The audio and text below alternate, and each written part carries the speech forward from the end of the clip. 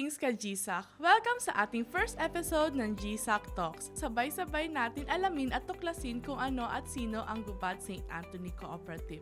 My name is Maria and together with me is Ms. Tricia Ancelso from Membership Development Office at sasamahan niyo po kami sa isang taon para makilalanin natin ang Gubat St. Anthony Cooperative. Yes, Maria, mapapanood ninyo ang ating GSAC Talk episode sa official Facebook page ni GSAC, na Gubat St. Anthony Cooperative-GSAC, at sa ating YouTube channel na official Gubat St. Anthony Cooperative-GSAC. So para hindi kayo malate sa mga updates, like, share, and subscribe sa ating social media accounts.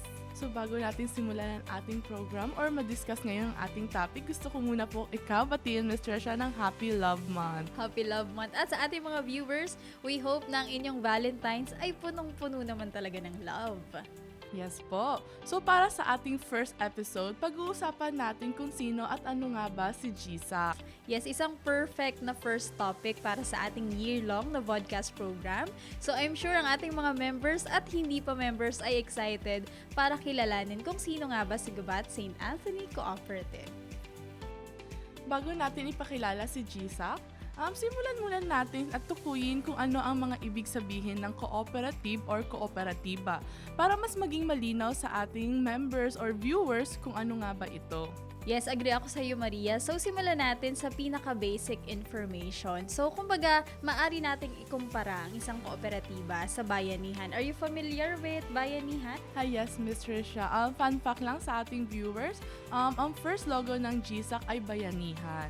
Yes, of course. So, sabi nga natin, maaari nating ikumpara ang kooperatiba sa isang bayanihan sapagkat dito nag-e-exist tayo as a member, hindi lang para sa ating mga sarili, kundi para din sa lahat ng mga members, para sa kooperatiba mismo at para sa community na ating kinabibilangan. So sa kooperatiba, ito po ay isang organisasyon ng mga tao na may iisang layunin. So kumbaga sa kooperatiba, ang ating common goal ay financial independence for everyone. So ang kooperatiba din ay isang demokratikong samahan na pinamumunuan ng General Assembly. So ang ating highest governing body ay ang General Assembly or yung ating mga members in good standing. So ang kooperatiba din sa pangkalahatan ay sumusunod sa prinsipyong hindi para tumubo or hindi para sa income, hindi rin para sa kawanggawa or charity, kundi para sa serbisyo. Service para sa ating mga members at service sa community na ating kinabibilang. At ang ating governing agency ay ang CDA or Cooperative Development Authority. So thank you very much po, Ms. Tricia, sa very clear definition kung ano nga ba ang kooperatiba.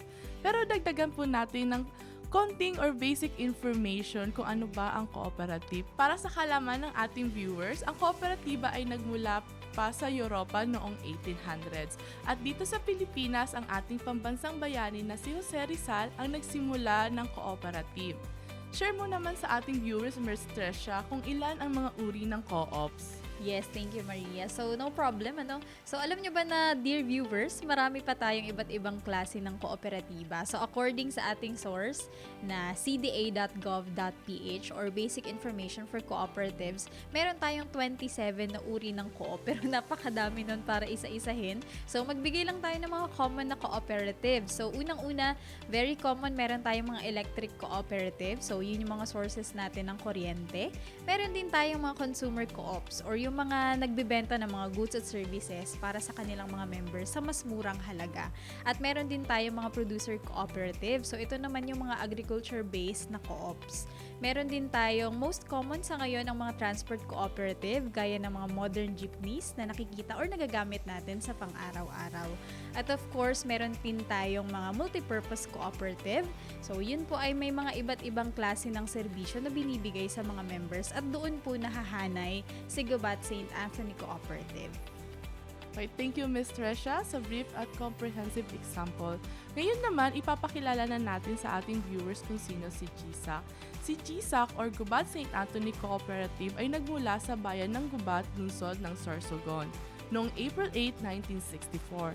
Ang GSAC ay 6 na dekada na naglilingkod sa ating members, hindi lamang sa ating members, pati sa ating komunidad. Ang GSAC ay binuo ng 30 members na aktibong na nagsisilbi sa simbahan ng bayan ng Gubat. So yun, Ms. Tricia nga, na-mention ka, 6 decades na nagsisilbi si GSAC sa ating members.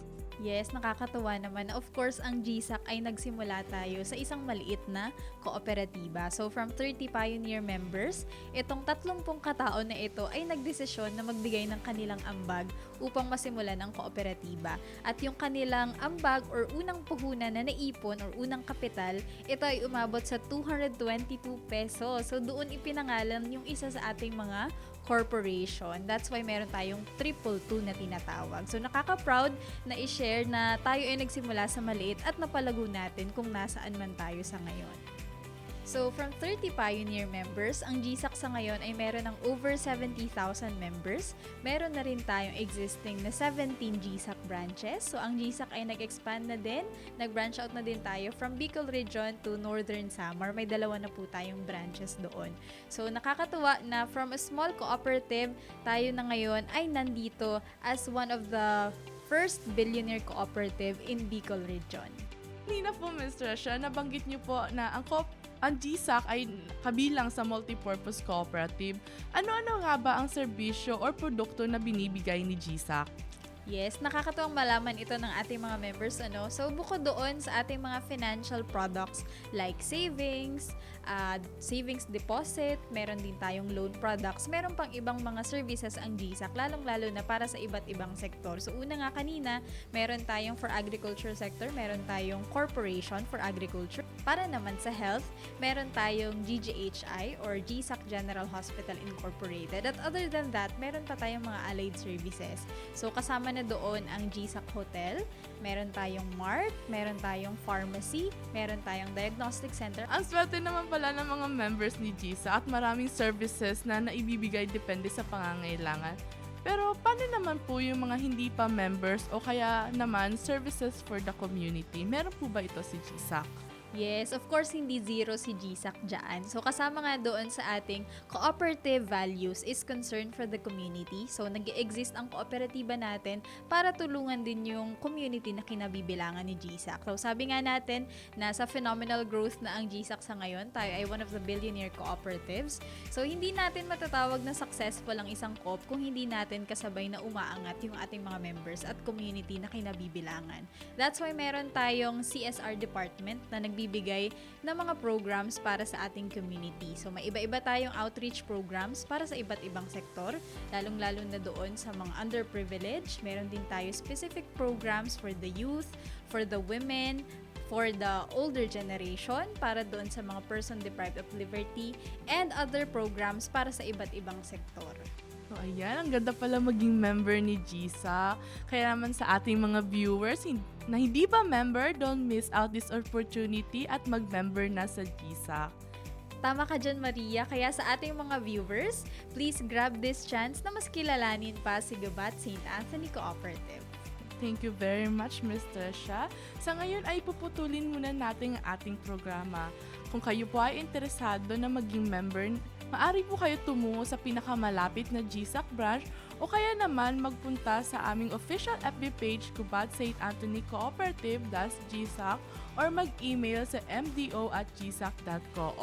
Abangan ang susunod na episode na mapapanood nyo po sa buwan ng Marso. Maraming salamat sa ating viewers at maraming salamat din sa iyo, Ms. Tresha. Thank you, Maria, for the invitation. Maraming salamat, dear viewers.